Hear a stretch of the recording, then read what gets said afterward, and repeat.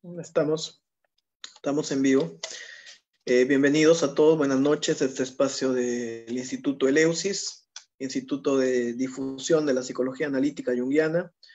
En esta ocasión estamos empezando un nuevo espacio los días sábados. Venimos con un retraso por la entrevista que acabamos de terminar y les pido disculpas por esa demora.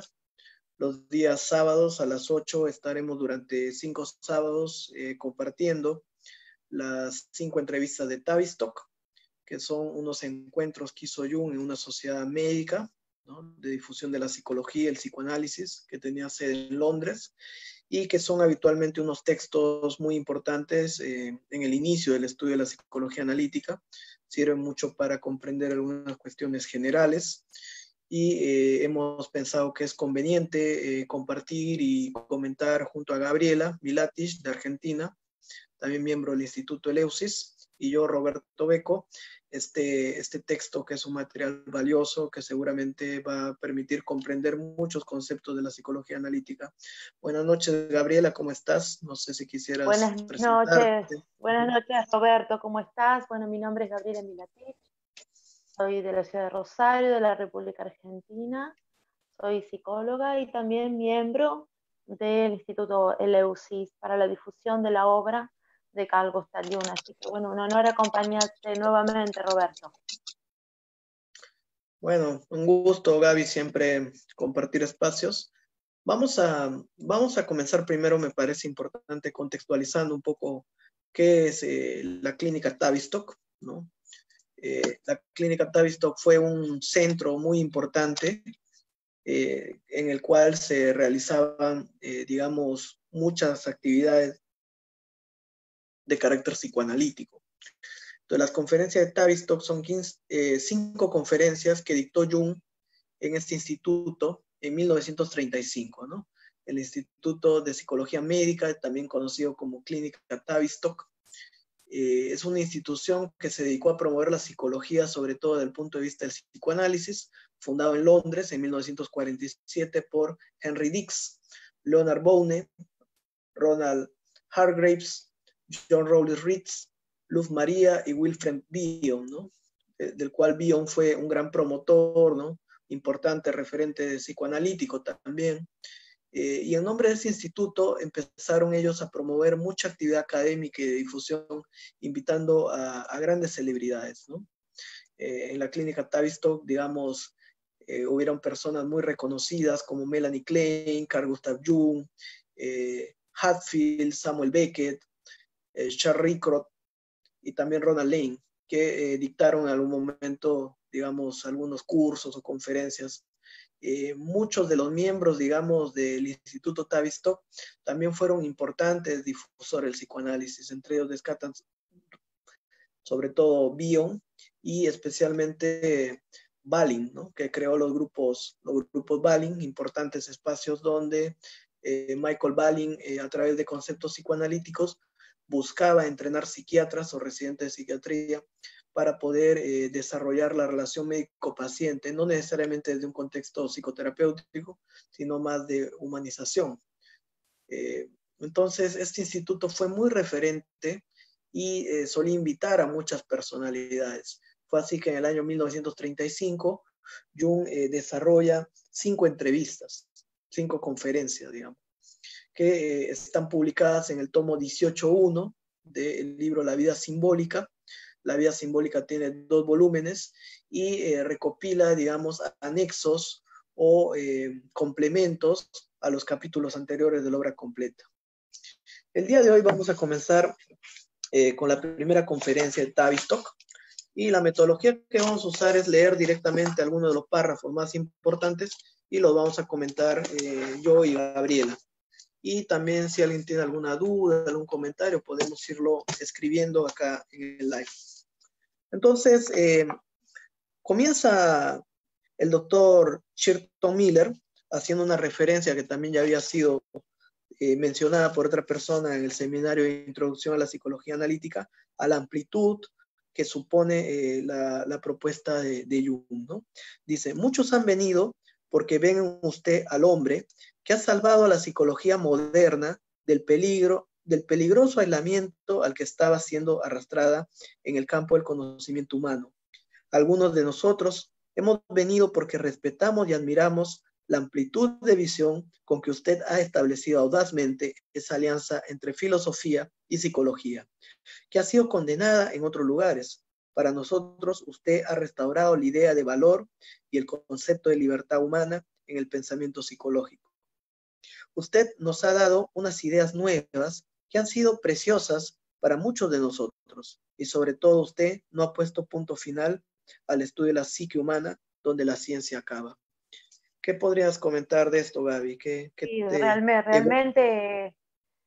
realmente, a ver, es muy importante esta unión de psicología y filosofía, porque son muchas las fuentes filosóficas de la cual Jung bebe para construir su obra, sus conceptos y su objetivo, ¿no? Que era develar un sentido mayor y más profundo en el ser humano, que no solamente, que no solamente estaba guardado en el camino de la filosofía, sino en el camino de la verdadera psicología, una psicología con alma. Me parece muy importante esta unión, ¿no? Como, porque siempre se da como a entender como que la psicología nada tiene que ver con la filosofía o con las preguntas humanas más profundas. Y me parece que este reconocimiento es Claro, muy y válido para la antes, obra de Jung. y antes la facultad de psicología se dictaban en la facultad de filosofía, ¿no? Las carreras, digamos, y el templo del oráculo de Delfos, ¿no? Conócete a ti mismo, ¿no? Entonces, De hecho, digamos, a mí me esa... tocó cursar, de hecho te cuento algo, Roberto, mi primer año de psicología lo di en la facultad en donde se dictan las carreras humanas, y entre ellas Bellas Artes, y filosofía, historia, y antropología.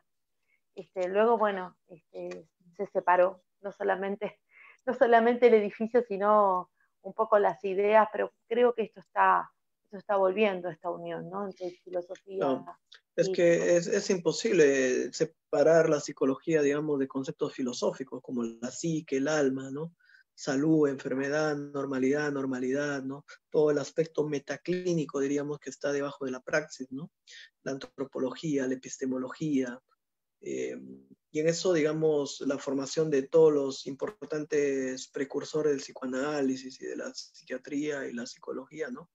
Digamos, ha estado ligada a una fuerte base filosófica, ¿no? Encontramos, por ejemplo, a Binswanger, a Voss, a Jaspers, ¿no? Al mismo Freud, donde, digamos, la gran mayoría de estas personas recibían una fuerte formación, digamos, en los conceptos, ¿no? De Kant, de Hegel, de Nietzsche, de Schopenhauer.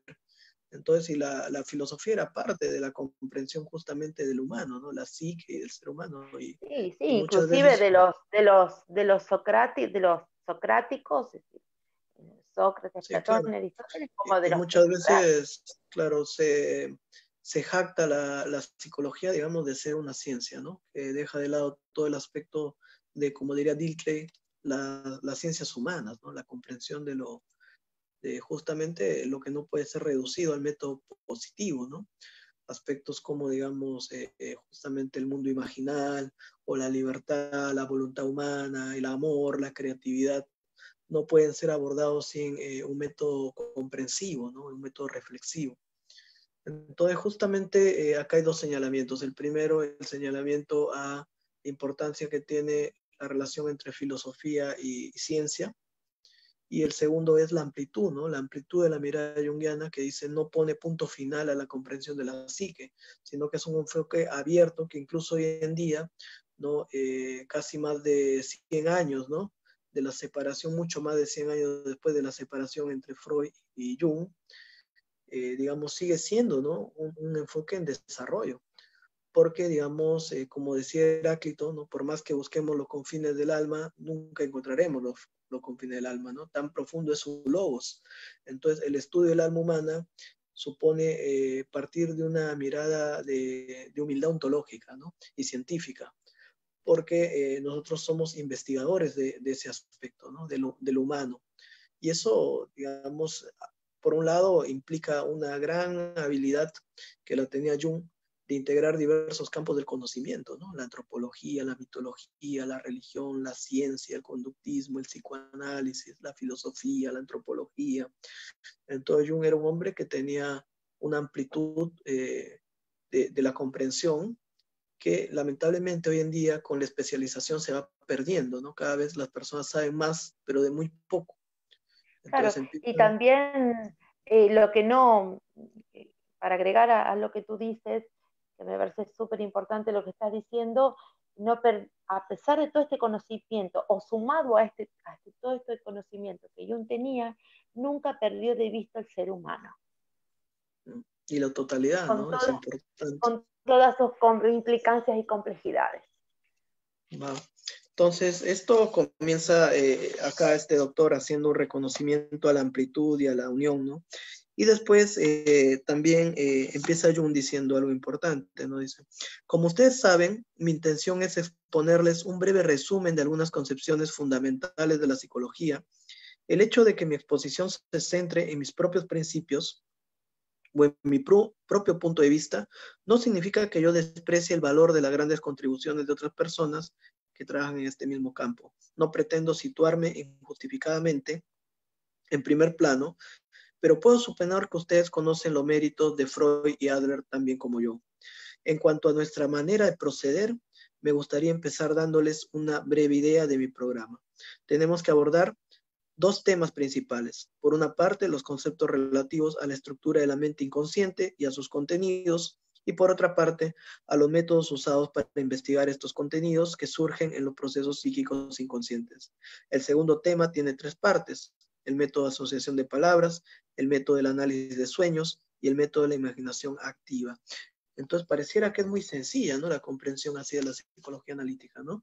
O sea, hay una división de una parte teórica de los contenidos inconscientes, las dinámicas entre yo y el inconsciente, y una parte práctica que se basa básicamente, dice Jung, en la asociación de contenidos, el análisis de los sueños y la imaginación activa, que yo creo que esos siguen siendo pilares centrales en el método, ¿no? Aún hoy. Sí, muy pilares en el centro de toda de la línea de desarrollo de la psicología analítica junguiana, y que creo que en estas conferencias él se ocupa mucho de desarrollar estos conceptos, ¿no? Inclusive me parece importante también acá anotar de que él nunca deja de nombrar a Freud y de reconocer su obra y su grandeza, y de reconocer también, a pesar de que no lo quería en forma personal, a Adler, de reconocer también su aporte, ¿no? Con respecto a la psicología del poder. Que bueno, ese mi comentario. Bien, entonces, dice él, ¿no? Eh, por supuesto, sé que soy incapaz de exponerles todo lo que hay que decir sobre temas tan difíciles como por ejemplo los problemas filosóficos, religiosos, éticos y sociales propios de la conciencia colectiva de nuestra época, o sobre los procesos del inconsciente colectivo y las investigaciones de la mitología e historia comparada que son necesarias para elucidarlos. Acá quisiera hacer una acotación importante, ¿no? Mucho se habla desde Jung del inconsciente colectivo, pero Jung plantea también la conciencia colectiva, que sería todo el peso de la cultura, ¿no? Cuando él habla en el tomo 7, las relaciones entre yo y el inconsciente, él plantea claramente que el trabajo analítico tiene dos aspectos, ¿no? Liberarnos de la conciencia colectiva, que sería el conjunto de mandatos culturales, ¿no? Los roles, y él dice, hay que liberarse de los roles, ¿no? De las máscaras sociales, de los mandatos. Y por otro lado, hay que liberarse de la influencia de lo inconsciente colectivo, que puede tomar al yo, ¿cierto? Entonces, digamos, Sí, son dos escenarios y muchas veces se olvida también ese trabajo con la cosmovisión, con lo cultural, ¿no? sí, pero Es fíjate qué importante, sí. interesante que para poder comprender la conciencia colectiva hay que estar en contacto con el espíritu de la época.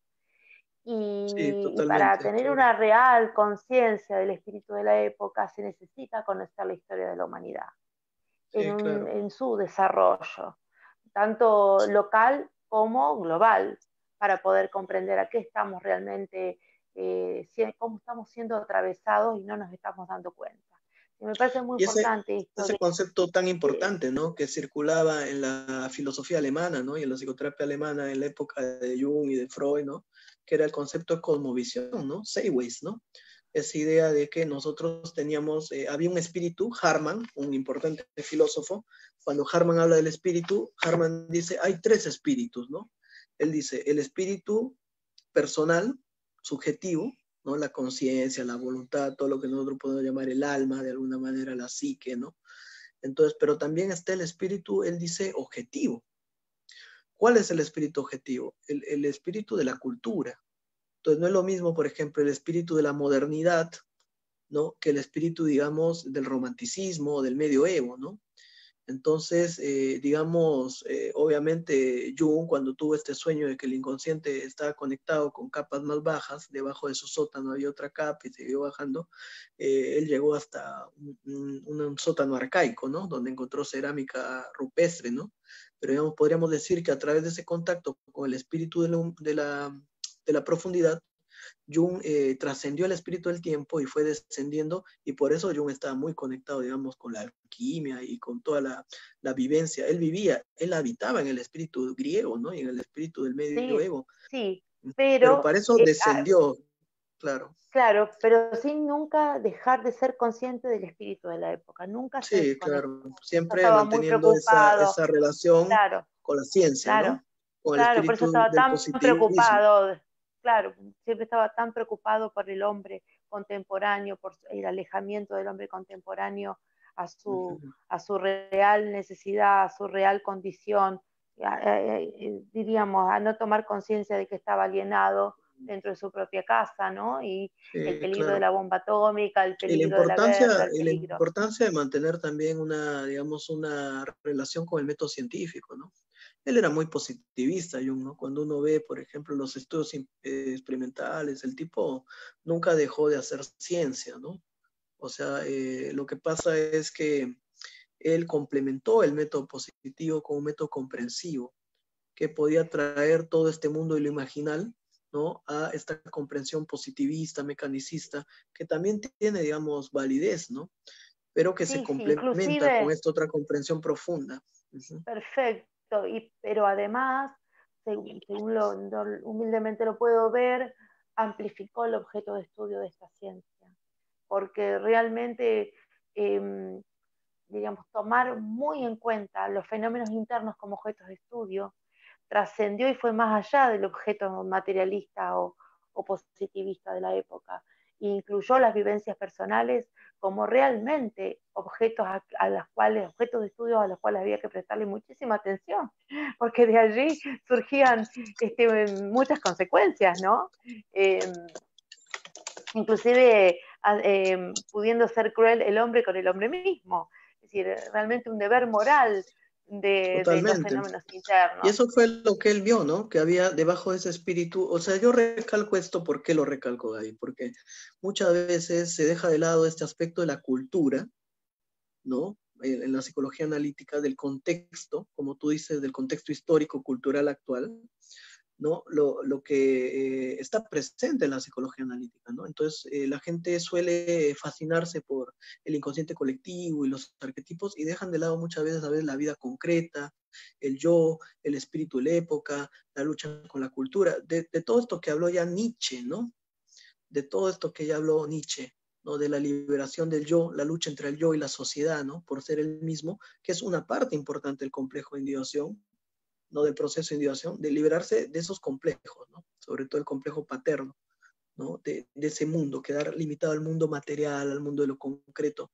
Y entonces en esa lucha de liberar el yo y entrar en ese contenido inconsciente que inicia otro proceso, en la individuación, la primera fase es siempre salir de la persona, ¿no? De la máscara, de esos roles.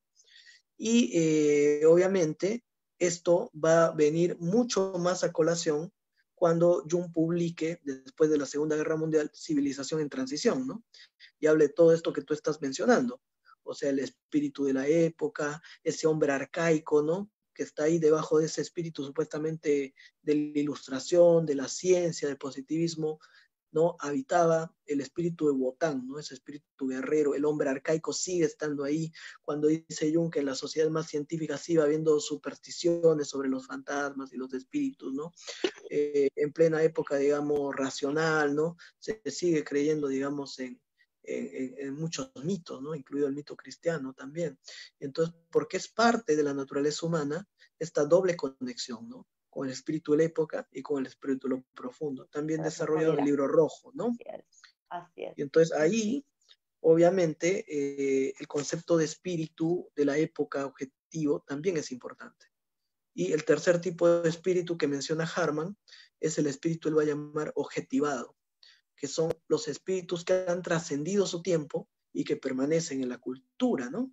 Por ejemplo, ¿quién puede decir que Cristo ha muerto, que Buda ha muerto, que Jung ha muerto o que Freud ha muerto, si están mucho más presentes, digamos, hoy, ¿no? De lo que estuvieron en su época.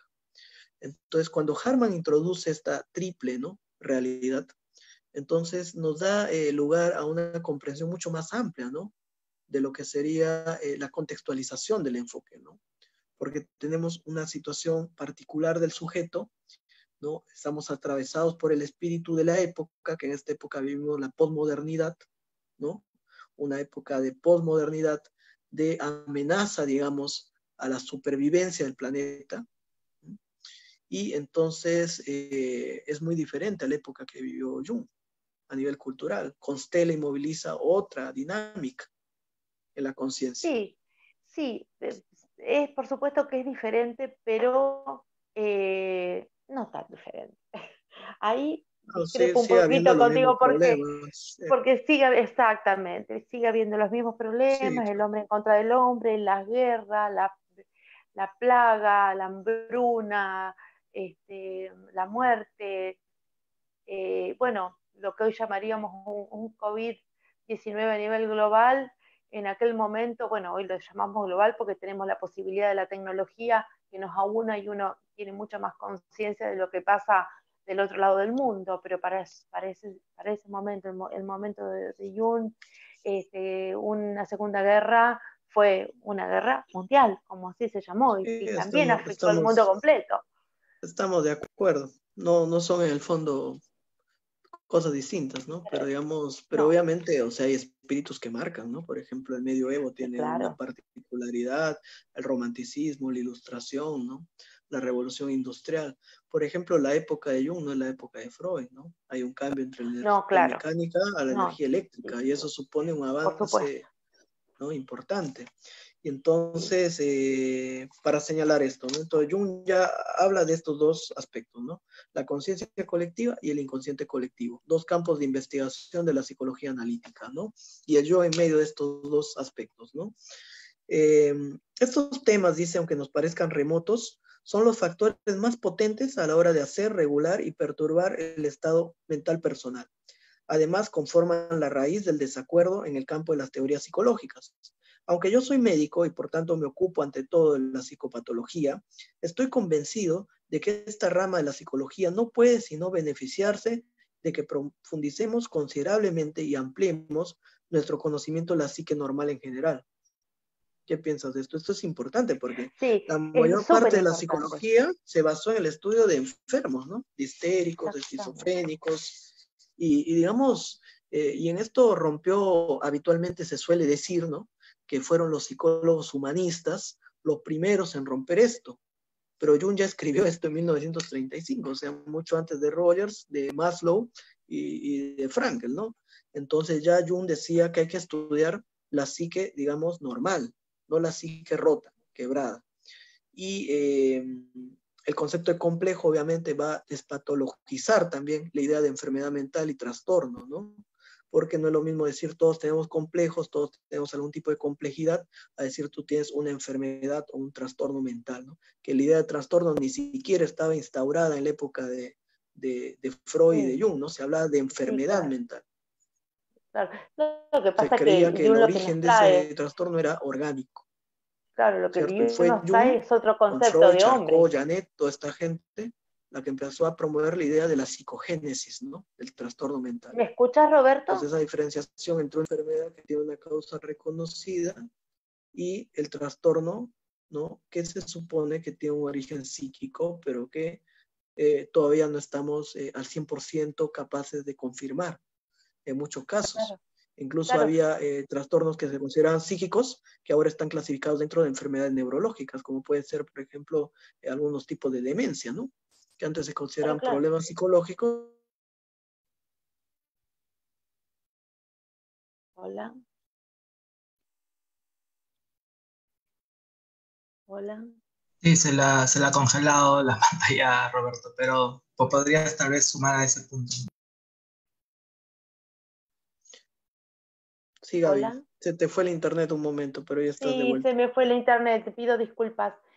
No, estaba tratando de comentarte, que es muy interesante esto que nos trae Jung, de que realmente cuando cambia el foco de la visión desde lo patológico hacia la vida normal, en realidad lo que nos está trayendo es un cambio en el concepto del ser humano. Un ser humano con todas sus posibilidades y con justamente, eh, digamos, lo que nos trae la no exclusión, es decir, porque todo aquello que, que se nos muestra como patológico y como escindido o como la locura es absolutamente excluido de la sociedad o excluido de la posibilidad de ser pensado.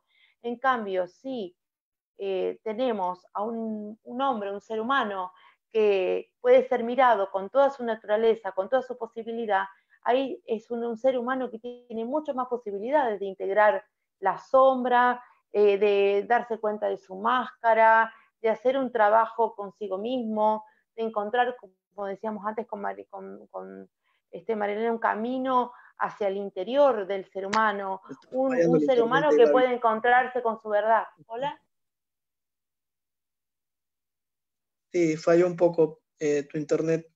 De Ok, repente puedes ver si pones en datos para oh, ok, poner el Wi-Fi para ver si ok. mejor esto. Pero evidentemente este aspecto es importante, ¿no? Focalizarse en la psique normal, ¿no? Entonces, y como decía Gabriela, no solamente centrarse en lo roto, lo quebrado, sino también en esa idea del individuo que está en un proceso, ¿no? Porque también otro aspecto importante es que se creía que el individuo, la vida del individuo terminaba, digamos, en la adaptación, ¿no?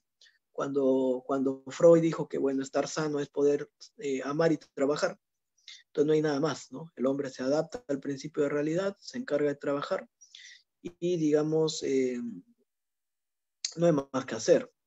Sin embargo, Jung planteó ya en su libro Símbolo de Transformación de este doble aspecto, ¿no?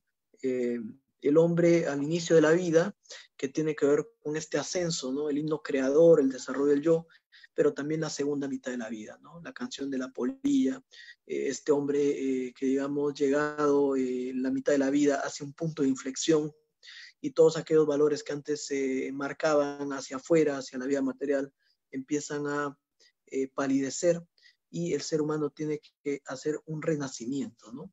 A una vida mucho más consciente, una vida mucho más, digamos, profunda.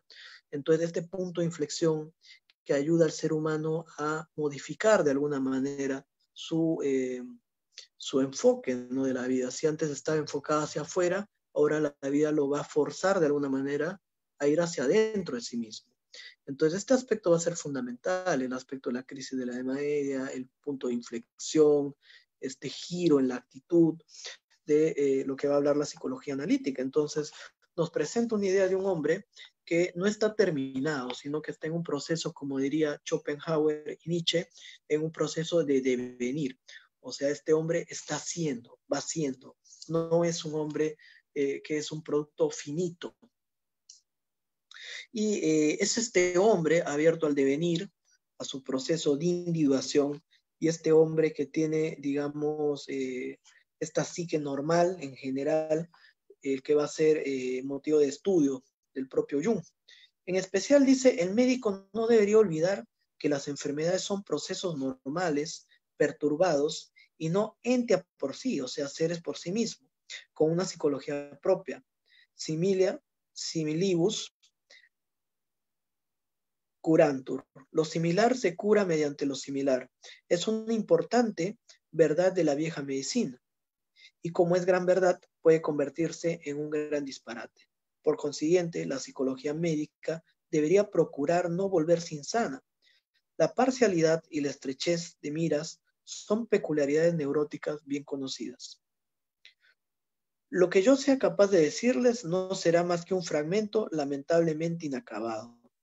Por desgracia, no les traigo muchas teorías nuevas, pues a mi temperamento empírico interesan más los hechos nuevos que las especulaciones que podemos elaborar sobre ellos. Aunque tengo que conocer que esto último es un pasatiempo intelectual muy entretenido. Para mí, cada caso nuevo es casi una nueva teoría, y no estoy seguro de que este punto de vista sea completamente malo, en especial si pienso en la extrema juventud de la psicología moderna, que en mi opinión todavía no ha salido de la cuna. Sé, por tanto, que todavía no ha llegado el tiempo de las teorías generales. A veces tengo incluso la impresión de que la psicología no ha comprendido todavía la magnitud gigantesca de su tarea o la naturaleza desconcertante, compleja de su materia, la psique.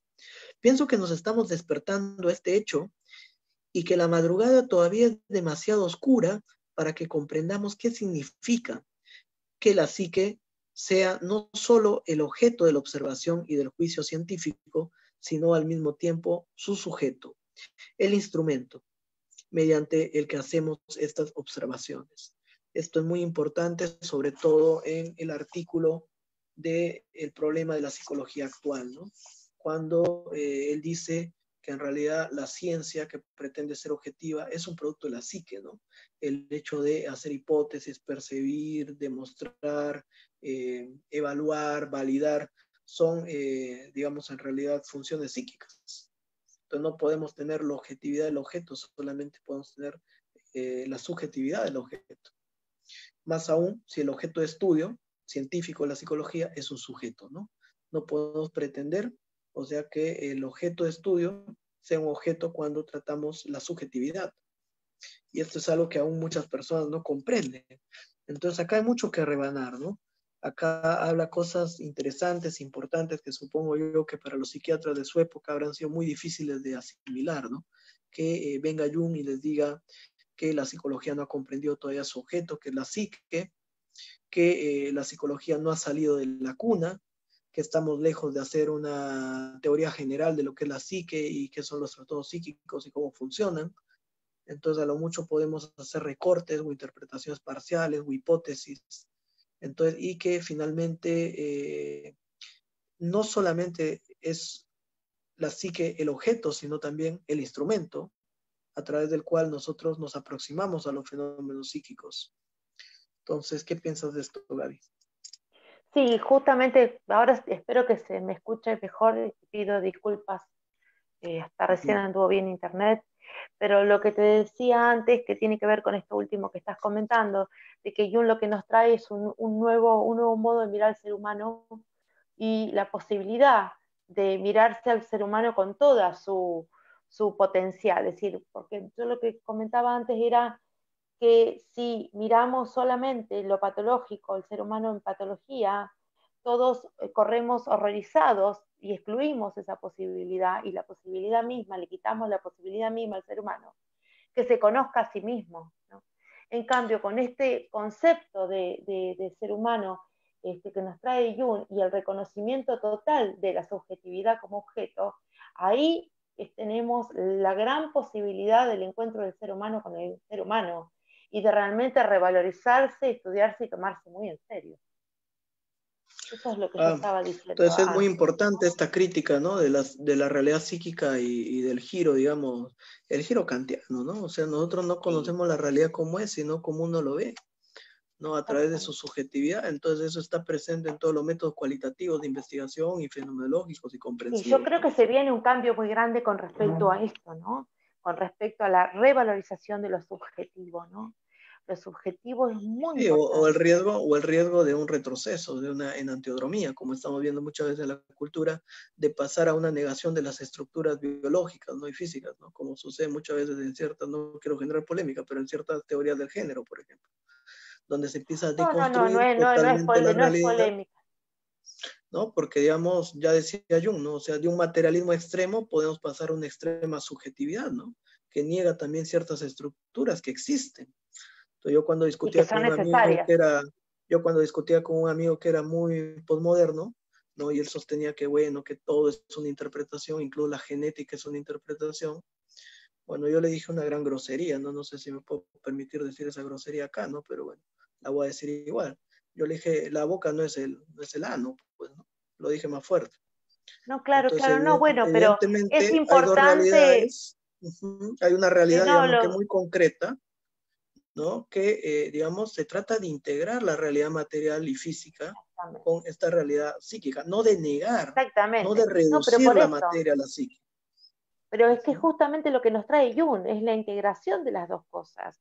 Por eso Sí, yo pero pienso existe de ese que riesgo, ¿no, Gaby? De irse a esa sí, subjetividad extrema, ¿no? por supuesto que existe el riesgo, porque la enantiodemia es una ley y siempre funciona, pero hablando desde Jung, creo que él lo aclara y lo avisa, esto de que hay que trabajarlo desde la integración. Pero por Por ejemplo, supuesto, existe la el ciencia riesgo. con el paradigma cuántico y la mecánica cuántica y todo esto se acerca cada vez más a ser una filosofía que una ciencia muchas veces, ¿no? Entonces, donde hay muchas teorías hipotéticas sobre un mismo fenómeno, ¿no? Por ejemplo, hay muchas teorías distintas para explicar ciertos fenómenos y antes, digamos, la comprensión más positiva y mecánica da por terminado que un fenómeno tenía una explicación. En cambio, hoy en día se ve esta posibilidad, ¿no? Que trae también la posmodernidad de esta multiplicidad de perspectivas que muchas veces va también generando un ocultamiento de las cosas, ¿no? Y hay que cuidarse, yo creo, de ese riesgo de la enantiodromía, ¿no? Pasar de un excesivo positivismo, ¿no? A una cultura donde, digamos, no hay un referente claro de realidad, donde todo puede ser posible y todo es válido y todo no es válido a la vez, ¿no? Entonces eso yo lo veo muy presente en el espíritu actual, ¿no? Sí, sí, sí, coincido con vos. Pero bueno, yo pongo un grano de confianza en el trabajo del ser humano, de lo que, cómo estamos yendo ahora, a pesar de todas las cosas, entre comillas, negativas, porque todo esto nos da una posibilidad de pensar muchas cosas, fundamentalmente de unir la naturaleza y el hombre, las necesidades básicas con las necesidades espirituales, Claro, porque una el estructura, enfoque el junguiano busca la reconocimiento de alteridad, ¿no?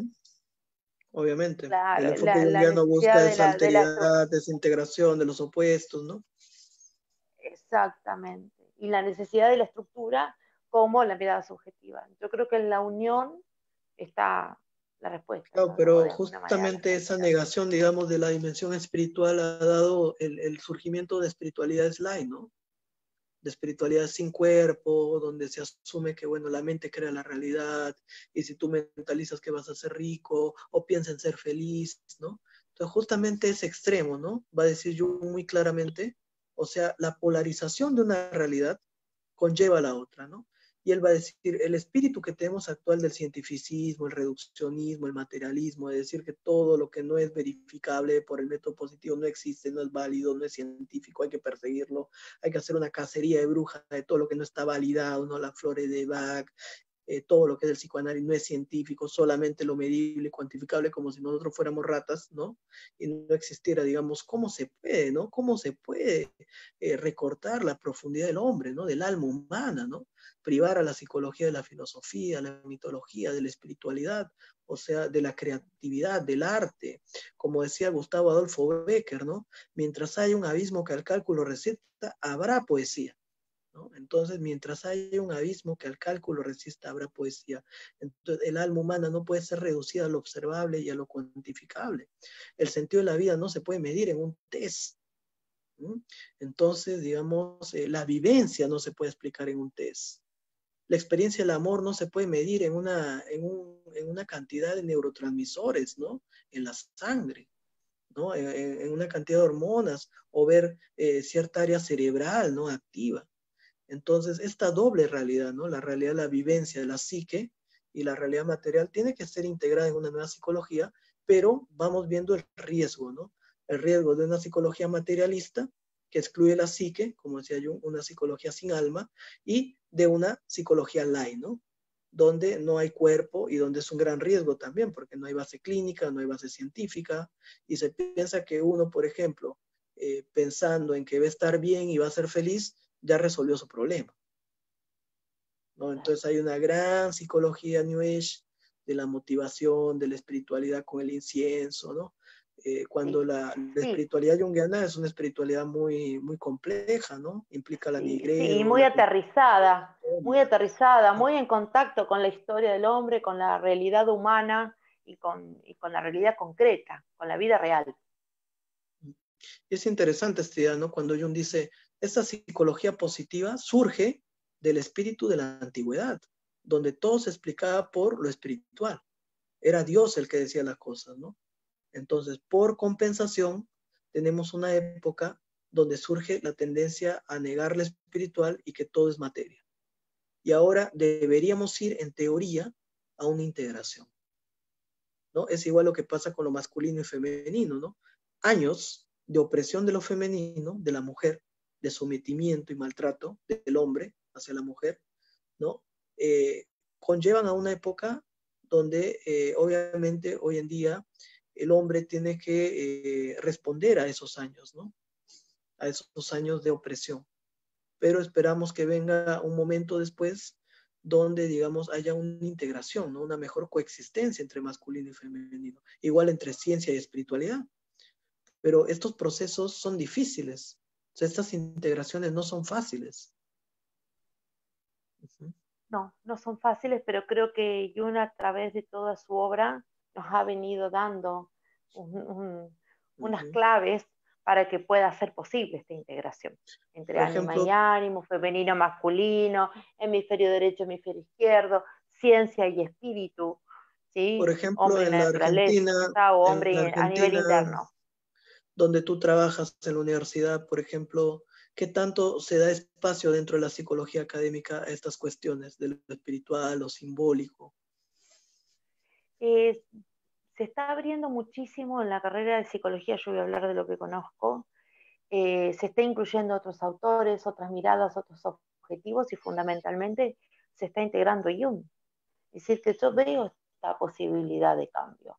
Se está dando esta posibilidad de cambio. Lo que pasa que lleva tiempo porque es un cambio de paradigma. Y la Realmente gente, es un cambio de paradigma. claro, y la gente busca, ¿no? Busca esta mayor conexión con una psicología que atiende el alma, ¿no? O sea, no solo la conducta. O sea, una psicología que atienda los problemas, inquietudes profundas del hombre, ¿no? La búsqueda del sentido, el conocimiento profundo de sí mismo, el despliegue de su ser. Entonces, la gente misma va buscando esto, ¿no? Digamos, lo que antes se podía encontrar en la religión, ¿no? Yendo a la misa, ya no tiene tanto sentido para el hombre común. El hombre ahora necesita desarrollar un sentido de vida, un sentido espiritual, de autoconocimiento desde otros lugares. Sí, y de trabajar sus puntos de inflexión, ¿no? Su mitad de la vida, porque tengamos en cuenta que hoy una persona de 50, 60 años no es una persona anciana, no está ya preparada para morir. Hoy tiene proyectos, va a la universidad, se plantea un futuro. Entonces, me parece que esto también ha dado un cambio. Muchísimas personas que se dedican y encuentran después de la mitad de la vida la verdadera vocación, el verdadero camino, el verdadero sentido, y reflexionan profundamente sobre la vida. Yo creo que este camino del medio se está dando.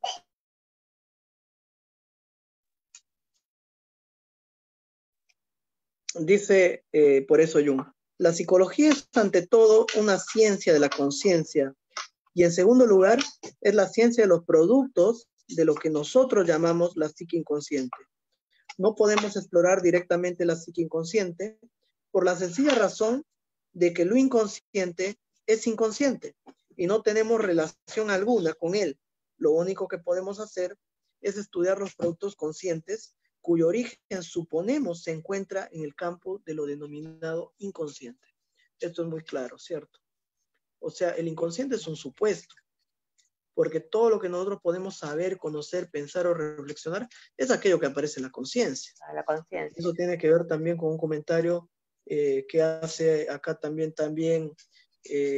Paula Dastres, que dice: es difícil conseguir el objeto de estudio cuando objeto y sujeto son la misma cosa. Claro, el observado y el observador son lo mismo.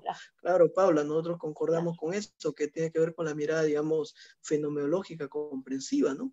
Pero hay gente que todavía cree que uno puede tener la objetividad, ¿no? O sea, que uno puede ponerse entre paréntesis del mundo y captar la realidad, ¿no? Objetivamente, sin que su conciencia influya, ¿no? Y eso incluso ha sido ya descartado a nivel de la física cuántica, ha demostrado que el observador influye en lo observado. Sí, entonces, modifica la realidad. Dice Juan para Marcelo, adentro, para afuera y para adentro. Claro, lo que dice Juan Marcelo es, lo que están hablando me hace asociarlo al proyecto de psicología integral de Ken Wilber, claro, porque está relacionado, pero Wilber y Groff y toda la gente que desarrolló la psicología transpersonal se basó en Jung, básicamente, ¿no? Entonces hay muchos aportes de Jung, ¿no? Que Jung ha dado, digamos, a la psicología existencial, al humanista, a la transpersonal. Entonces, muy claro esto, ¿no? La antropología que ocupa medio mundo, decía Kant, ¿no? Tiene que ver con que lo inconsciente siempre será lo que la mente consciente diga sobre él. La psique inconsciente, cuya naturaleza desconocemos por completo, siempre se expresa mediante la conciencia y en términos de conciencia. Y esto es todo lo que podemos hacer. No podemos ir más allá de esto. Siempre deberíamos tenerlo en cuenta como una crítica última de nuestro juicio. Tengo un maestro, ¿no?, de la terapia Gestalt, un gran maestro muy reconocido en la Gestalt, que se llama Jean-Marie Robin. Y Jean-Marie Robin ponía un ejemplo claro de esto, ¿no? Él decía que cuando nosotros hablamos del inconsciente, es siempre como cavar un hueco, ¿no? Entonces, en un terreno. Entonces, uno va adquiriendo profundidad, va cavando un pozo, pero siempre ve la superficie, no ve lo que hay debajo. Entonces, por más profundo que caves, siempre vas a ver esa superficie. Entonces, cuando hablamos de esto inconsciente, siempre lo hacemos desde la superficie, que es la conciencia, desde lo que aparece en nuestra conciencia. Entonces, esa figura y fondo, ¿no?, en la cual asumimos nosotros que hay un fondo profundo, pero que no puede sino aparecer a través del yo, de la conciencia. Entonces, esto es muy importante, porque si no entraríamos, digamos, en un modelo no empírico, en un modelo no fenomenológico, en un modelo más metafísico, que asumiera que uno podría comprender lo que es lo inconsciente, ¿no? Y entonces, el yo es como una balsa que está en el mar. El mar es lo inconsciente, el yo es un pequeño, digamos, objeto que está flotando en ese inconsciente, ¿no? Por ese motivo, lo consciente no puede entrar en la conciencia. La conciencia, digamos, no puede ser vuelta consciente lo inconsciente, porque, digamos, no podría entrar lo inconsciente en la conciencia. La conciencia es una pequeña parte que se relaciona con ese todo desconocido que es lo inconsciente, ¿no? Y diría que es una pequeña parte que se ha podido diferenciar, ¿no?, que ha podido tener cierta autonomía. Por eso la función del yo es tan importante, y el contacto con la realidad, porque si no hay un contacto con la realidad, no se puede procesar absolutamente nada, perderíamos todo sentido y tampoco podríamos elaborar lo que viene de esto desconocido. Y eso es una crítica, ¿no?, también a esta idea de criticar el ego, ¿no?, que hay que trascender o superar o construir el ego, porque se habla o aniquilarlo muchas veces en algunas teorías. Claro. Sí, sería equivalente a la psicosis, ¿no? Porque se habla, digamos, de este polo más bien ego-self, ¿no?, donde el yo es el ojo, en palabra de von Franz y en palabra de Jung, o sea, es a través de la psique, de la conciencia, que nosotros comprendemos lo inconsciente. O sea, la psique, el yo, es el ojo a través del cual vemos el mundo. Comprendemos la realidad. Por eso este concepto a mí me parece muy bueno como para también ubicar en cómo pensaba Jung y qué concreto era a la hora de elaborar estos conceptos. Porque muchas veces se tiene prejuicio, yo lo he dicho en alguna oportunidad, es un hecho empírico. Por ahí se tiene la idea de Jung de que era un científico volado, un científico que no tenía contacto con la realidad, un científico que hablaba sobre supersticiones, y creo que es para nada. Creo que era, La gente aquí que no está lo la ha leído, muestra que no de que lo era conoce, muy ¿no? concreto. Exactamente, no lo Claro, es un conoce. hecho, no podemos nosotros no tener una conciencia, yo. Es desde ahí que nosotros hacemos cualquier tipo de interpretación de la realidad, de comprensión, aproximación. La conciencia es una cosa peculiar, dice, un fenómeno intermitente. La quinta parte, o tal vez la tercera parte, o incluso la mitad de nuestra vida, la pasamos en estado inconsciente. Nuestra primera infancia es inconsciente. Cada noche nos sumergimos en lo inconsciente y solo en las fases que transcurren entre que nos despertamos y nos dormimos, poseemos una conciencia más o menos clara. Y eso también lo investigó Milton Erickson, ¿no?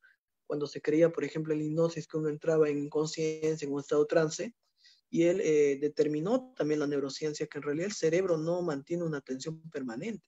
O sea, está en esto de las ondas, ¿no? Cerebrales, alfa, beta, digamos, ¿no? Entonces, digamos, entramos en procesos de estado inconsciente a veces, de pérdida de atención, de desconexión, y eso, la neurociencia es muy fácil de investigarlo, ¿no? Entonces, esa continuidad, Sí, digamos, que se cree que es la conciencia, no es tanto una continuidad, es un conjunto de fotogramas, ¿no? Que se viven como continuos, pero que están mediados por muchos espacios en blanco. exacto. Porque la conciencia hace ese adentro afuera, hace ese movimiento de ir a buscar contenido, como decimos, regresivo, hace ese movimiento regresivo y vuelve a la expansión, al yo y a lo social. Y el yo Este, se caracteriza por tener esa idea también como de continuidad, ¿no? Esa idea de una continuidad histórica, ¿no? También eso es común. Entonces, eso es importante. Tenemos que admitir que cuando decimos yo, no poseemos un criterio absoluto de si tenemos una experiencia plena del yo. Es posible que nuestro conocimiento del yo todavía sea fragmentado y que en el futuro la gente sepa mucho más que nosotros sobre lo que el yo significa para el ser humano. De hecho, no podemos ver dónde acaba este proceso. La conciencia es como una superficie o una piel, lo que te decía de Jean-Marie Robin, sobre una vasta área inconsciente de extensión desconocida. No sabemos hasta dónde manda lo inconsciente, pues no sabemos nada de él. No podemos decir nada de una cosa de la que no sabemos nada. Cuando decimos lo inconsciente, a menudo creemos que estamos hablando o refiriéndonos a algo, pero en realidad simplemente estamos diciendo que no sabemos qué es lo inconsciente. Solo tenemos pruebas indirectas que hay una esfera mental subliminal. Tenemos alguna justificación científica de nuestra conclusión de que esa esfera existe a partir de productos que la mente inconsciente produce. Podemos, por ejemplo, llegar a ciertas conclusiones sobre su posible naturaleza, pero tenemos que procurar que nuestras conclusiones no sean demasiado antropomórficas, pues en la realidad las cosas pueden ser muy diferentes de lo que nuestra conciencia cree. Si, por ejemplo, miramos nuestro mundo físico y estudiamos lo que nuestra conciencia hace de él, encontramos todo tipo de imágenes mentales que no existen como hechos objetivos. Por ejemplo, vemos colores y oímos sonidos que en realidad son oscilaciones. De hecho, necesitamos de un laboratorio y aparatos complejos para establecer una imagen real de este mundo independiente que nuestros sentidos y nuestra psique construyen. Supongo que sucede lo mismo con nuestro inconsciente. Necesitaríamos un laboratorio en el que pudiéramos establecer mediante métodos objetivos cómo son las cosas realmente en este estado inconsciente. Tengan presente que esta crítica, cuando yo la vaya exponiendo en mis conclusiones y afirmaciones sobre lo inconsciente a lo largo de estas conferencias, se trata siempre de hablar de un como sí, y ustedes no deberían olvidar nunca esta restricción. Brillante, ¿no, Gaby? Pues imagínate, ¿no? brillante, Si la brillante. conciencia, fíjate, ¿no? Ahorita mismo hay ultrasonidos, infrarrojos, ultravioletas, ¿no? Ultrasonidos que no captamos, ¿no? Y cómo la conciencia cree que está viendo la realidad, ¿no? La realidad objetiva. Esta idea de Jung, ¿no? De que en realidad la conciencia es un gran estado de ceguera, ¿no? De proyección. Exactamente, pero ni siquiera nos percibimos a nosotros mismos tal cual somos y cuántos contenidos están pasando en este ¿No? momento por nuestra Creamos una conciencia y imagen, nosotros ¿no? ni siquiera nos damos, pues claro, ni siquiera nos damos cuenta. Y Claro, no nos fundamos muchas veces relacionamos. juicios, prejuicios y acciones con lo que creemos que es la realidad. Sí, claro, no exploramos, no comprendemos la realidad, sino comprendemos una imagen de la realidad, ¿no? Hay la importancia de Nietzsche, la importancia de Kant, ¿no? La importancia de Schopenhauer, ¿no? El mundo como realidad de representación. Entonces el hombre cree que ve la realidad, pero está creando una imagen de la realidad. Y ahí también muy Claro. importante la idea de Hillman, ¿no? De la representación, ¿no? De lo imaginal, del mundo, digamos, de la imagen arquetípica, ¿no? Por ejemplo, en la cuestión del cuerpo, ¿no? De lo simbólico, todo es símbolo. O sea, nosotros no nos relacionamos con el cuerpo, o sea, construimos imágenes del cuerpo. Calor, temperatura, dolor, Sí, percepción, movimiento. sí, y como construimos, generalmente construimos a lo que creemos que nos conviene mejor y dejamos una gran parte por fuera, ¿no? Excluimos mucho de nosotros. Sí, Ahí está. claro. Entonces eso es Claro, importante, ¿no? Eso sí. es bien importante. ¿Cómo te va pareciendo Sí, hasta que esto? claro. Muy claro, ¿no, Gaby? Me parece muy claro y realmente una exposición de Jung, eh, creo yo, muy adelantado a su época, como siempre. Siempre que leo los escritos de Jung me parecen esto, ¿no? Muy adelantados al espíritu de la época en donde él vivió. Y Lo dice, veo no nos muy actual, olvidemos, lo muy veo muy científico, muy actual, concreto, ¿no? muy, sí, Dice, sí, no muy nos concreto. olvidemos que cuando estamos hablando de la psique, lo inconsciente, estamos hablando de un como sí, no de una realidad dada, ¿no? Entonces, incluso hay gente que interpreta, ¿no? Un sueño, una realidad, un complejo, y cree tener la razón, ¿no? De que las cosas son tal cual, ¿no? O defiende el concepto de arquetipo, que el arquetipo es heredado, es genético, que es así, ¿no?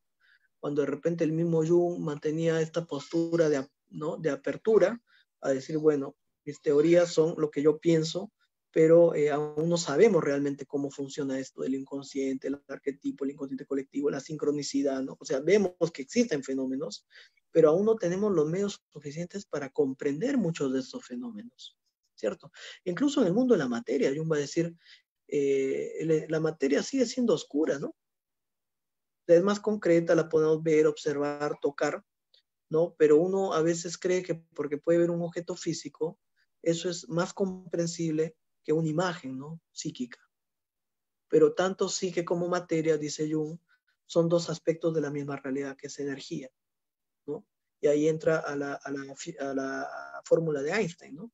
Entonces, cuando él habla de la energía vital, ¿no? Entonces, materia y conciencia son, digamos, lo mismo en dos estados distintos, ¿no? Entonces, de alguna manera hay una conexión. Y Fíjate qué importante que es con lo que tú estás diciendo el concepto de imagen. Qué importante es la sí, imagen. que la imagen es tan importante como el objeto, como lo Claro, físico. Es un exacto. objeto El psíquico, poder, que precisamente. es un objeto psíquico y el poder que tiene ese objeto psíquico. Uh-huh. Por eso es muy Bueno, Max importante Scheler hablaba el de que el ser trabajo con humano, uno mismo. claro, Max Scheler hablaba de que el ser humano tenía esta posibilidad de manipular los objetos físicos, como los animales. El animal también puede agarrar una rama, usarla como una herramienta, pero que el hombre tenía la capacidad de manipular los objetos psíquicos, o sea, los conceptos abstractos, las ideas, y gracias a eso él crea la ciencia, la poesía, el arte, la religión, la mitología, porque el ser humano es un ser que manipula la realidad psíquica, que puede relacionarse con ese mundo imaginal, que es el mundo del que hablaba también de alguna manera Platón, ¿no? Ese mundo de Leidos, ¿no? Pero siempre desde esta relación con lo corporal, porque no puede haber imagen sin cerebro, sin cuerpo, y no puede haber, digamos, percepción de realidad sin psique, sin conciencia. Entonces siempre es una Es un unidad. todo continuo, es un Claro, todo continuo, como nos dice yo. y lamentablemente en la formación psicológica, terapéutica, no médica, no hay una formación antropológica, filosófica, psicológica, ¿no? Que pueda dar esta base, ¿no? Epistemológica, ¿cierto? Entonces hay gente que, digamos, ni siquiera sabe diferenciar entre lo que es, digamos, una enfermedad y un trastorno. Pero yo creo que desde el Instituto Leusis, con todas estas charlas, con todos estos grupos de estudio, las lecturas en vivo, las conferencias, creo que estamos haciendo una gran contribución para que esto pueda, estos conceptos Sí, puedan toda cambiar, la mucha gente que, gente pueda y toda la entender, gente que sí, promueve, digamos, lo junguiano, lo existencial también, ¿no? En esa línea de exactamente, tratar de desarrollar una comprensión epistemológica, ¿no? De la psicoterapia, de la exactamente. psicología. Y digamos, no se trata que uno repita, ¿no? que diga, bueno, estamos de acuerdo y repite esto, sino de una invitación al pensar de qué estamos hablando cuando hablamos de psique, ¿no? De psicología, de psicoterapia, de psiquiatría, o sea, de qué estamos hablando, ¿no? O sea, no se trata de que ustedes repitan esto, ¿no? Sino de que reflexionen, ¿no? Sobre estos aspectos. Y dice, además, la mente consciente se caracteriza por cierta estrechez. En un momento dado solo se puede hacer unos cuantos contenidos simultáneos. Todo lo demás es inconsciente en ese momento y solo obtenemos una especie de continuación o una comprensión general del mundo consciente mediante la sucesión de momentos conscientes. No podemos conseguir una imagen de totalidad porque nuestra conciencia es demasiado estrecha, solo podemos ver flashes de existencia. Siempre es como si estuviéramos observando a través de una hendidura por la que solo vemos un aspecto particular. Todo lo demás está oscuro, no lo captamos en ese momento. El área de lo inconsciente es enorme, continua, mientras que el área de la conciencia es un campo restringido de visión momentánea. Concreto, ¿no? Y esto Muy también tiene que ver con la mirada y la comprensión fenomenológica y existencial, donde, digamos, para hablar de lo inconsciente no hablamos del concepto de represión. O sea, si hay un contenido inconsciente, no se trata de que es un contenido que ha sido reprimido, simplemente que el foco de la conciencia, que es un foco selectivo, ¿no? Está depositado en una parte y todo lo demás no puede ser abarcado, porque la conciencia es selectiva y es intencional. Entonces, yo no puedo poner la luz, el faro, ¿no? En la totalidad, la pongo en una pequeña parte. Y entonces hay muchas cosas de lo inconsciente que estarán en lo inconsciente porque fueron reprimidas, pero hay muchas otras cosas del inconsciente que están en el inconsciente simplemente porque no sabemos que están ahí, porque no hemos explorado eso. Y ahí viene el concepto de amplificación, ¿no? Se trata de ir ampliando esa luz, esa conciencia. Es como que yo podría de repente, una cosa es que yo en esta habitación, ¿no? Bote a alguien al cuarto contiguo, ¿no? Y lo excluye ahí, lo reprima, le eche llave, ¿no? Y otra cosa es que yo crea que la totalidad de la vida es esta habitación, mientras afuera hay todo un mundo que explorar. Entonces la idea de lo junguiano, de lo inconsciente, no tiene que ver necesariamente con el concepto de la represión freudiana, ¿no? Esa es una pequeña parte muy minúscula de los contenidos inconscientes. Y además lo inconsciente no es solo personal, sino también colectivo. Y además no solamente lo que ya está y es reprimido, sino lo que constantemente el inconsciente está creando y produciendo. Símbolos, imágenes, sueños. En todo lo inconsciente colectivo es visto acá como la gran madre, experiencias, ¿cierto? O la prejuicios, gran exactamente. productora, como la gran productora de contenido psíquico. Entonces esto está claro. Freud, por ejemplo, no deriva la conciencia de los datos sensoriales, pero sí deriva lo inconsciente de lo consciente. Esta idea se encuentra en su línea racional, claro, él piensa que lo inconsciente es un resultado de la represión. Yo lo diría al revés, yo diría primeramente que lo inconsciente y que la conciencia surge de este estado inconsciente, dice yo. Y eso tiene que ver también con los desarrollos posteriores de Erich Neumann, ¿no? Del surgimiento de la conciencia y todo esto. Entonces, para Jung, lo inconsciente es primero y la conciencia es posterior.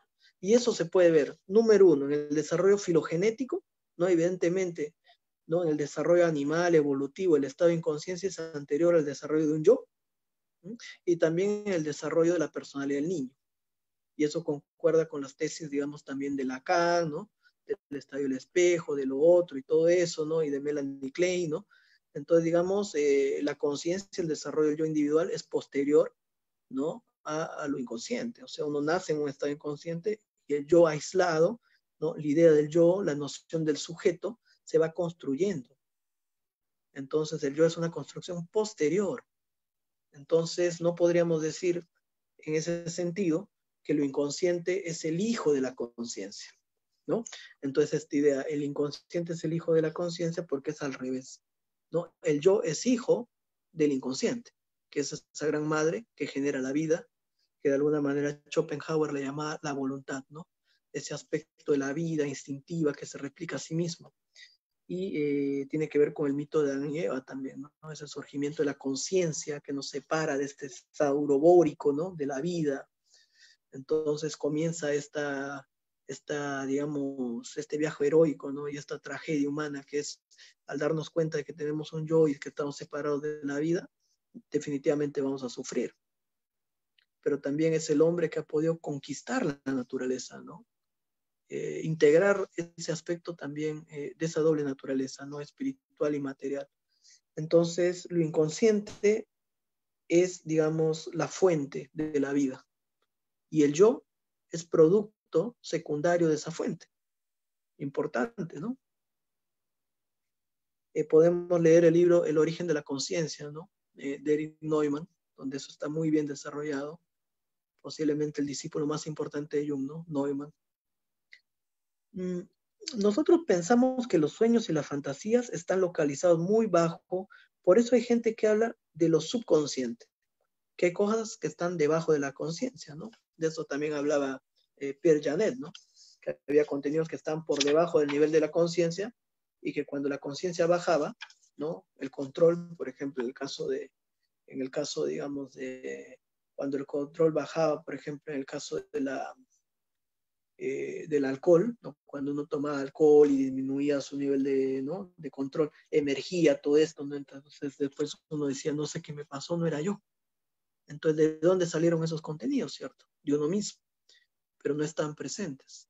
Entonces, esta idea, dice Jung, da lugar a la idea de que hay algo por debajo del nivel de conciencia que está ahí presente. Pero dice, nada puede ser consciente sin un yo al que se refiere. Si algo no está relacionado con el yo, no puede ser consciente. El yo es un dato complejo que está formado ante todo por la certeza general de mi cuerpo, de mi existencia, y en segundo lugar por mis recuerdos. Tengo cierta idea de haber sido una larga serie de recuerdos. Mi ideal del yo es que el yo es una especie de complejo. Por supuesto, el yo es nuestro complejo más cercano y el más querido. El yo siempre se muestra como el centro de nuestra atención y de nuestros deseos, y es el centro absolutamente indispensable de la conciencia. Si el yo se divide, como sucede en la esquizofrenia, perdemos el sentido de valores y las cosas se vuelven inaccesibles a la reproducción voluntaria, porque el centro se ha roto y ciertas partes de la psique se relacionan con un fragmento del yo y otros contenidos con otros fragmentos del yo. Entonces Jung va a hablar del ectopsique, que sería el sistema de relación con los contenidos de la conciencia y los hechos procedentes del entorno, y de la endopsique, que es el sistema de contenidos que surgen del interior, de la vida interior del sujeto, producto del inconsciente. Entonces tenemos una psique que se construye a partir de la relación con el entorno, la ectopsique, y una endopsique que surge en relación con el inconsciente colectivo, dice Jung. La suma total de estos conocimientos de hechos exteriores y de mis sentimientos da pie a una explicación mucho más completa de los procesos psíquicos. La sensación me dice que algo es, no me dice qué es, me dice solamente que algo es. Sin embargo, son las funciones internas, ¿no? Como el sentimiento o la intuición, la que van a dar luz sobre eso que es. El pensamiento y la sensación son funciones más externas, mientras el sentimiento y la intuición son aspectos que permiten comprender mucho más la realidad. Y entonces ese yo, que es el ojo de la conciencia, va a estructurarse a través de las funciones, ¿no? Que él va a describir en los tipos: pensamiento, sensación, intuición y sentimiento. Porque, digamos, no es que el yo actúa de forma indiferenciada, va a haber unos yos que van a actuar más a través de captar y entender la realidad por sus sentimientos, otros más por el pensamiento, otros por las sensaciones y otros más por las intuiciones. Entonces Jung va a decir que la personalidad no es la misma siempre, hay diversos tipos de personalidad. Personas más introvertidas, más extrovertidas, ¿no? Entonces, y esto tiene que ver con cómo ese yo, cuál es la tendencia del yo, ¿no? Jung también va a decir que esta tipología tiene que ver con un aspecto pareciera genético, ¿no? Que hay personas que tienden más a la extraversión, ¿no? O a tener más desarrollada una función, ¿no? Y personas que tienden más al opuesto. Por ejemplo, en una familia puede haber uno que sea pensamiento extrovertido y otro que sea más sentimiento introvertido en la misma familia. Entonces, pareciera que inicialmente hay una especie de organización genética y que a eso se va a ir sumando la experiencia psíquica. Entonces, la persona puede desarrollar una función, digamos, auxiliar en la que se apoye. Entonces, acá va a hablar él de estas funciones, que bueno, cuando hablemos en algún momento de la tipología, eso va a quedar muy claro, ¿no? Y va a hablar también de que hay valores que son propios como del intelecto, ¿no? Que para la psique el valor del intelecto es muy importante, ¿no?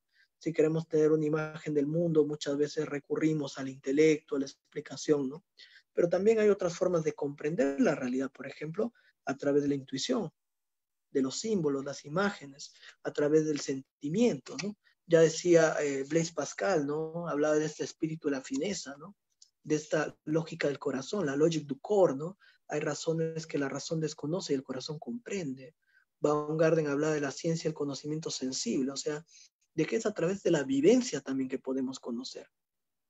O sea, ¿qué podría decir la razón, por ejemplo, de lo que es el sabor de una fruta, ¿no? O un orgasmo, ¿no? O la sensación de alegría.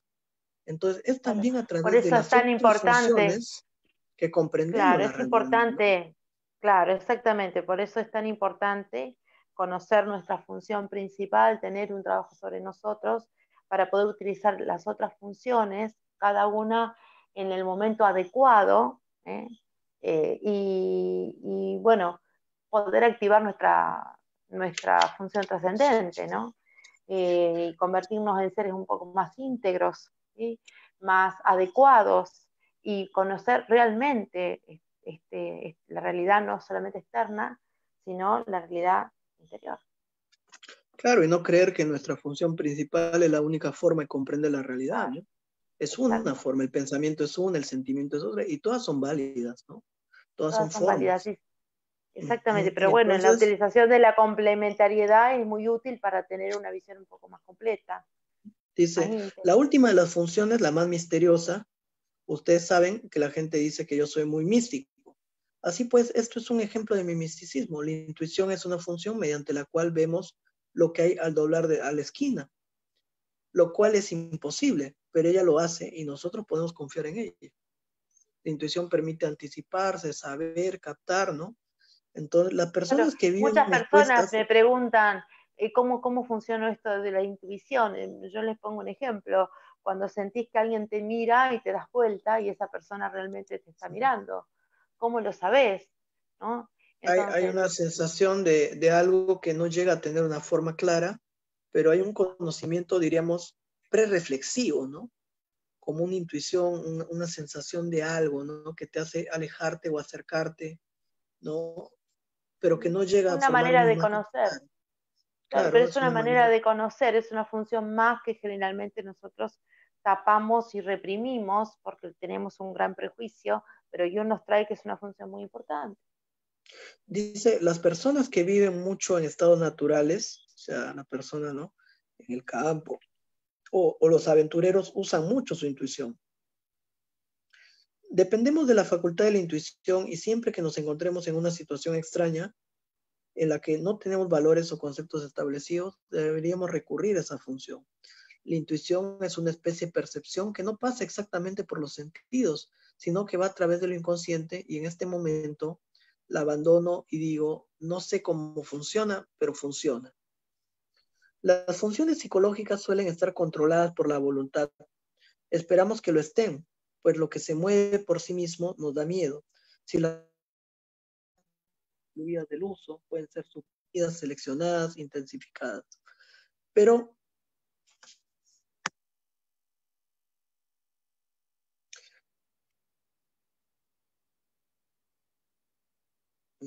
Hola pueden ser Roberto. dirigidas, Bien. pero también pueden funcionar de manera involuntaria, es decir, ellas piensan por ti, sienten por ti, a menudo lo hacen, no podemos pararlas. Tal vez no seas consciente de que te sentías de esta manera, pero es muy probable que te hayas sentido así. Al igual que las funciones sensoriales, las funciones psicológicas tienen su energía específica. No podemos deshacernos del sentimiento, del pensamiento, ni de ninguna de las otras funciones. Nadie puede decir no pensaré, pensaré inevitablemente. Nadie puede decir no sentiré, porque sentirá de todas maneras la energía específica invertida en cada función se expresa y no puede ser cambiada por otra. La función predominante en cada individuo constituye su forma particular, lo que llamaríamos función principal, ¿no? En el enfoque junguiano. Si tienes una actitud intuitiva, no sueles observar los detalles concretos. Siempre intentas captar la situación en conjunto y de repente algo se destaca en ese conjunto. Si eres un tipo sensitivo, observa los hechos tal como son, pero no tienes la intuición, simplemente porque estas son dos cosas opuestas que no se pueden hacer al mismo tiempo. Es demasiado difícil porque en un principio la función principal excluye a la otra. Por eso la represento como opuestos. Hablaríamos de una función inferior. El pensamiento está muy diferenciado, pero el sentimiento no lo estará en absoluto. ¿Qué quiero decir con esto? Quiero decir que esas personas no tienen sentimiento. No, por el contrario. Esas personas dicen, yo tengo unos sentimientos muy fuertes, estoy lleno de emociones y temperamentos que salen de mí, que no puedo controlar. Esas personas están dominadas precisamente por el opuesto, por sus emociones, atrapadas en sus emociones. Están sojuzgadas por ellas en determinados momentos en los que sale del control la función principal, pensamiento. El tipo sentimental será todo lo contrario. Un tipo muy sentimental, que es natural, que no tolera ser molestado por sus pensamientos y se vuelve sofisticado y neurótico, es molestado por pensamientos constantemente. Entonces aparecen pensamientos de forma compulsiva, no puede apartarse de ciertas ideas, es muy simpática, pero tiene unas convicciones, ideas extraordinariamente rígidas, pensamientos que son de tipo inferior. Estará atrapado por este pensamiento, enredado en dichos pensamientos, no puede desenredarse porque no sabe razonar, porque sus pensamientos no son móviles.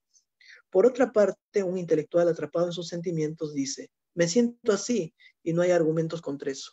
Solo una vez que haya ardido por completo en su emoción, podrá salir de ella y atravesarla. No puede salir de este sentimiento razonando. Sería una persona muy incompleta.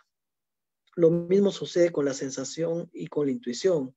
El intuitivo siempre está incomodado por la realidad externa de las cosas, fracasa desde el punto de vista de la realidad, siempre está buscando posibilidades de vida. Es una persona que planta un campo y antes de que éste haya dado frutos, se pone en camino hacia uno nuevo. Siempre tiene campos cultivados tras de sí y nuevas esperanzas, pero no obtiene nada de ellos. Por su parte, el tipo sensitivo tiene que ver con las cosas muy concretas y se queda en una sola realidad dada. Para él una cosa es verdadera si es real, si es tangible. Piensa que significa poca cosa lo de un intuitivo. Lo real es lo erróneo. Para el intuitivo lo real es lo erróneo. No debería ser, sino que otra cosa debería ser. Por el contrario, el tipo sensitivo se pone enfermo si no tiene una realidad concreta, 4 paredes entre las que vivir.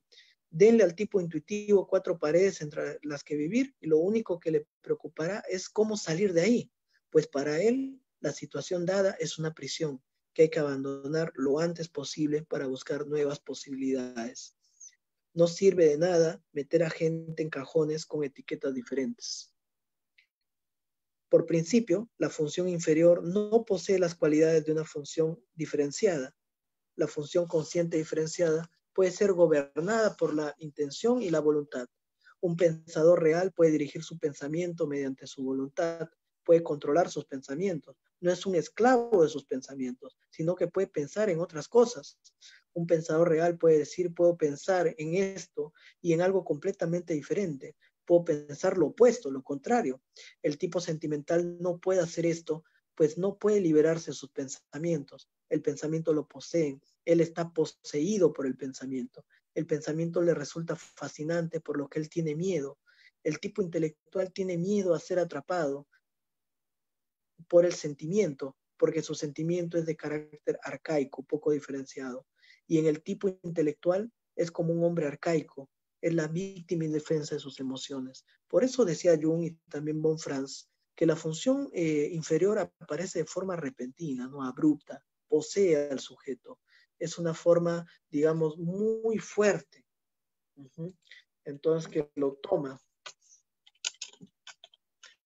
Entonces, ¿qué piensas de esto, Gaby? Es muy clara la descripción que hace de los tipos, ¿cierto? Me quedé pensando en cómo él define las 4 funciones y la necesidad de reconocer el opuesto, ¿no? El opuesto complementario para integrarlo, porque si no está totalmente dominado, siendo arrastrado como una cascarita de nuez en un mar, ¿no?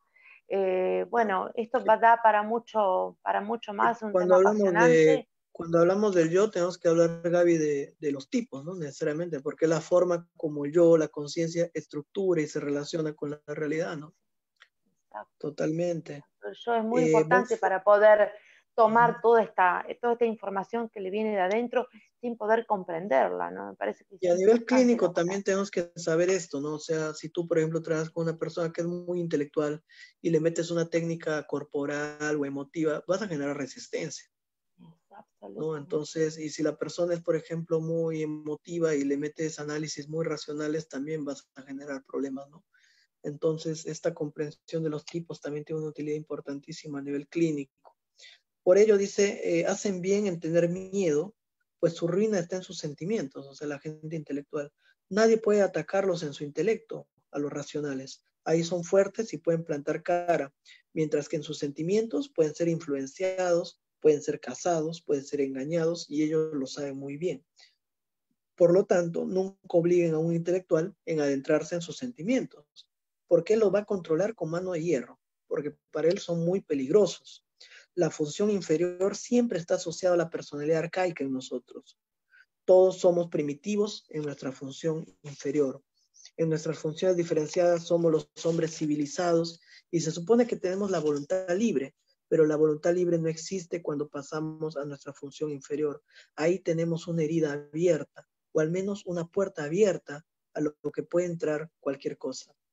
Por eso, ahora, las funciones endopsíquicas de la conciencia, las funciones de las que acabo de hablar, gobiernan o ayudan a nuestra orientación consciente en nuestras relaciones con el mundo, pero no se aplican a la relación con las cosas. Por así decirlo, están por debajo del yo.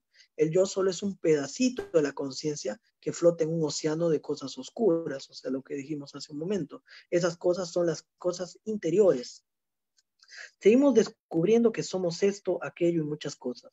En ocasiones hacemos una experiencia sorprendente.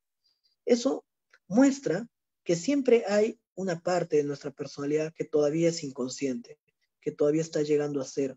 Estamos inacabados, seguimos creciendo y cambiando. Sin embargo, la personalidad que seremos dentro de un año ya está aquí, pero está en la sombra. El yo es como qué concepto maravilloso, que el hombre se construye a sí mismo, ¿no? el Que somos concepto del devenir, inacabados, justamente. que impresionante. Una figura que se mueve por una película. La personalidad futura todavía no es visible, pero estamos avanzando hacia ella. Y ya podemos ver el ser futuro. Naturalmente, estas potencialidades forman parte del lado oscuro del yo. Sabemos muy bien lo que hemos sido, pero no sabemos aún lo que vamos a hacer. Nos encontramos en aguas cada vez más profundas porque estamos metiéndonos en la oscuridad. Todo uso de una función consciente, sea cual fuera su objeto, está acompañado por reacciones subjetivas que son más o menos inadmisibles, injustas o inexactas. Todos sabemos y lamentamos que estas cosas nos suceden y a nadie le gusta admitir que ha cometido o se ha sometido a estos fenómenos. Preferimos dejarlos en la sombra, pues eso nos ayuda a pensar que somos perfectamente inocentes, honrados, simpáticos, sinceros, serviciales, pero en realidad no lo somos. Cada uno de nosotros tiene una gran cantidad de reacciones subjetivas, pero no es fácil admitirlo. Yo llamo a estas reacciones los componentes subjetivos. Son una parte muy importante de nuestras relaciones con nuestro lado interior. Ahí las cosas se vuelven dolorosas.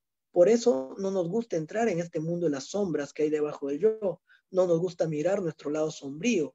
Por consiguiente, hay muchas personas en nuestra sociedad civilizada que han perdido su sombra, que se han desprendido de ella. Solo tienen dos dimensiones, han perdido la tercera y con ella normalmente pierden su cuerpo. El cuerpo es amigo muy sospechoso porque produce cosas que no nos gustan. Hay demasiadas cosas en nuestro cuerpo que no se pueden mencionar. Al lado sombrío o inconsciente tiene todo el control, por lo que irrumpe en el estado inconsciente cuando es reprimido. El control consciente está ahora en un nivel más bajo. Estos momentos de una conciencia está ahora reprimida y la vida humana debería considerarlos necesariamente patológicos. Solo lo son en el viejo sentido de la palabra, cuando la patología era la ciencia de las pasiones, patos, ¿no? El sentir. La patología es la ciencia, el conocimiento de la pasión. En este sentido, podemos denominarlas patológicos. Interesante, ¿no? La patología no es, digamos, lo enfermo, ¿no? Sino es ese sentir, esa pasión. Qué interesante. Exactamente, por eso de lo que decíamos antes, de que lo que Jung nos trae es un concepto diferente de ser humano, en donde no pone al ser humano en su posibilidad patológica, sino pone al ser humano en el encuentro con su realidad interna, con su sentir, con sus emociones, con su cuerpo. Es decir, me parece, y que todo eso es una normalidad. Ahora, quiero volver un poquitito atrás en esto de los conceptos de la bidimensionalidad y de la tridimensionalidad, cuando todo ser humano que pierde la sombra pierde el cuerpo. Qué increíble esto, ¿no? Qué lujo, ¿no? Qué Tridimensional lujo del ser humano. escucharlo ¡Qué allí, ¿no? lujo! ¡Qué concepto! ¡Qué concepto! Y terminamos con Qué esto, Gaby. qué importante es tener sombra para funcionar bien, digamos, de alguna manera, ¿no? Sí, Y disculpa. terminamos con esta frase, Gaby.